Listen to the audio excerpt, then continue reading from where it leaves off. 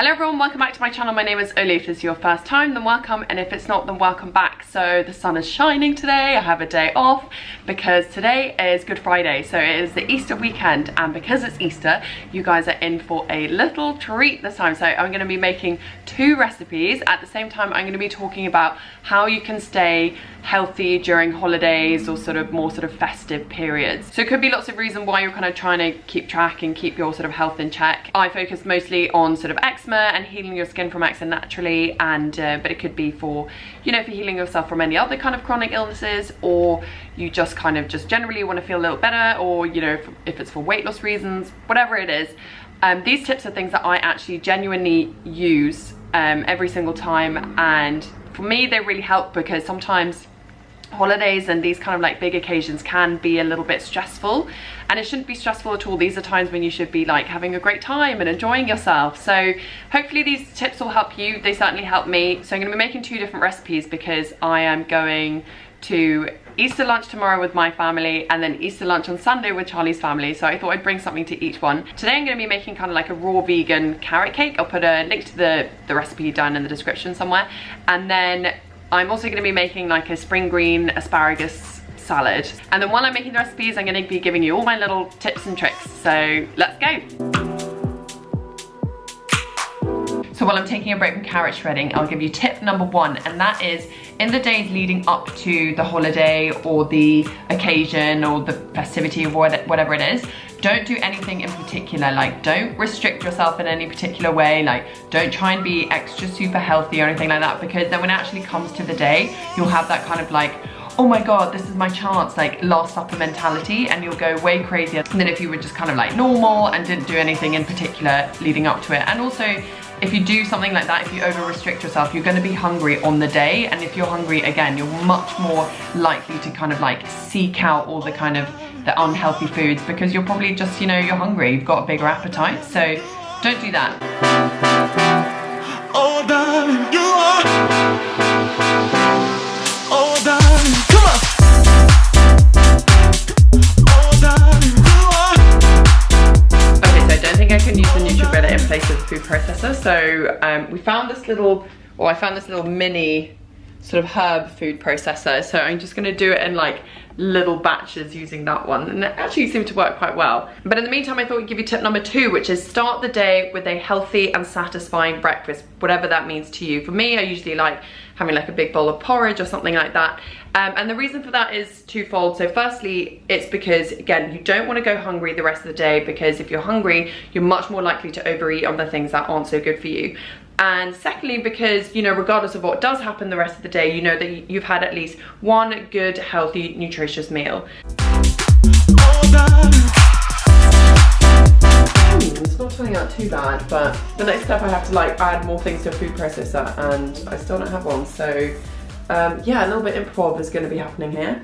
But yeah, anyway, tip number three is on the day, do some exercise. And this isn't in a way to oh, because then you'll offset all the calories or whatever that you're going to eat later. It's not to do with that. It's to do with the fact that it's a healthy habit, and throughout the day it's good to incorporate as many of the healthy habits that you normally do as if it was just a normal day, because then you're also more likely to do other things, maybe you'll make healthier choices throughout the day. And also, just exercise is great, isn't it? Exercise is really good for you, even if it's just something like yoga or doing some stretching or something like that. But just make sure you move your body and get your sweat on and those kind of things. Yeah, so now we're going to move on to the second part of the cake, and I'm not entirely sure how we're going to do this because I still don't have a food processor. Make sure you have the correct kitchen equipment before you embark on any type of recipe, especially if it's raw vegan and complicated. Top tip.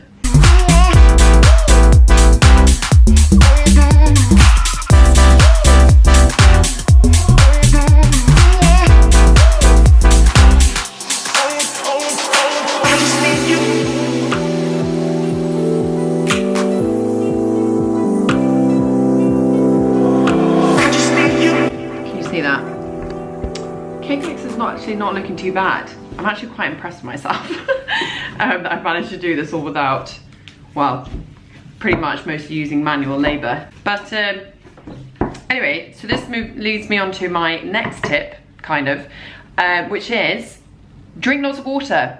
Water is something that obviously you need for life, for living. And this is another thing, it's to do with having healthy habits. Keep your healthy habits going, as many as you can. There's no reason not to drink water, but it is something that I used to forget to do quite a lot, especially on these kind of occasions.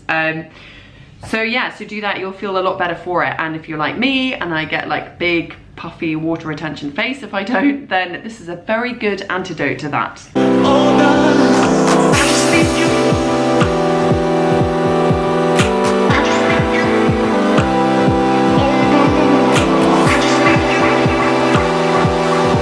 So just put the icing in the fridge, so it's going to chill there for like half an hour or an hour or so before I can actually start putting it onto the cake. And so I thought in the meantime I'd give you my tip number, oh, I don't know what number we're on now, number 5 maybe? And that is basically make something yourself and bring it with you. If your family are like my family are extremely not vegan. I think they're like the opposite of vegan, whatever that would be. All our sort of holiday foods center around sort of meatballs and different types of fish, and it's very, very animal product heavy. So just make something, make it in theme with whatever holiday or whatever festival it is. So for example, over Christmas, you can make something that's kind of like Christmassy, maybe with lots of sprouts. Bring something with you so you have something to contribute to the table. And most people just, it's like a nice thing to do. It's not like a weird thing to do at all. And it just means that you have at least like one thing that you know that you can have without sort of stressing or worried about getting a reaction or anything like that. So yeah.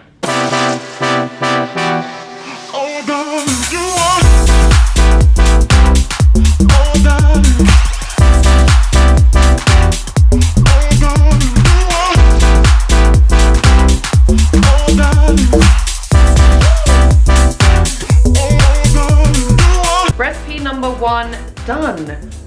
And my next tip is when you actually get down to eating, when you actually get down to your meal, then I would say pile on the veg. Really sort of like have lots and lots of veg on your plate. And this is good for 2 reasons.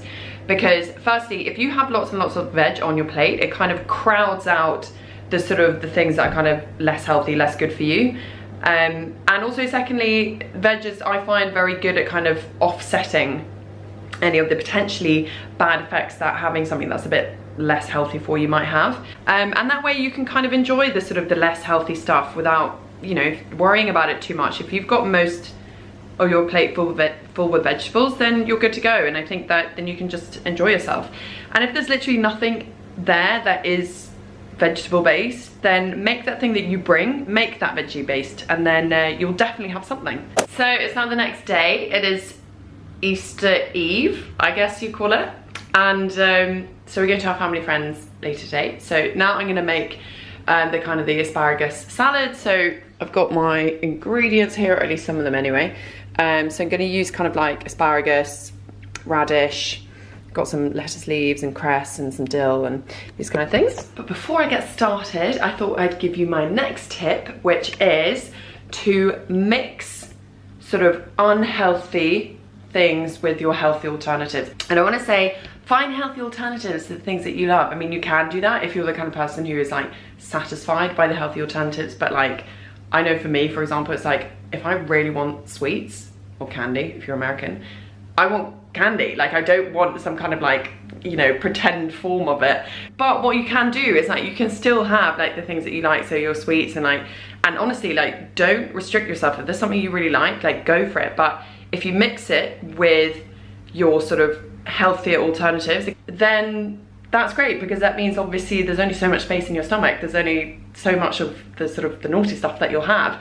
So for example, with sweets, I like to sort of mix sweets with lots of like goji berries and some like nuts and maybe some like dried cranberries and these kind of things, but at the same time still have all the sweets and all the sort of the yummy things that I really like. Because like I said, it's like not about, I don't want anyone to feel like they can't have any of the things that they like. That's not the point of this video. If you're like me, I know that if I do sort of go crazy on these things, sort of like really sugary or really processed or really sort of, you know, bad quality animal products, these kind of things, like my skin reacts to it. So I have to have measures that kind of help me to minimize that impact. So anyway, I'm gonna get on and make the salad now, and I will check back in afterwards to give you my final tip.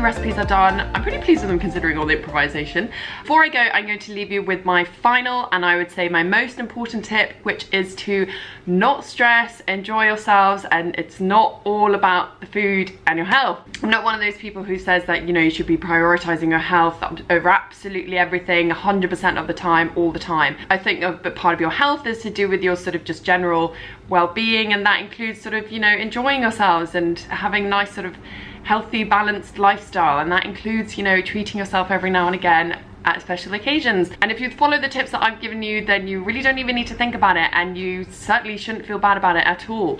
If you like the video, then please give it a like, please subscribe, and I hope you guys have a really, really happy and lovely Easter, and I'll see you guys very soon for another video. Bye bye.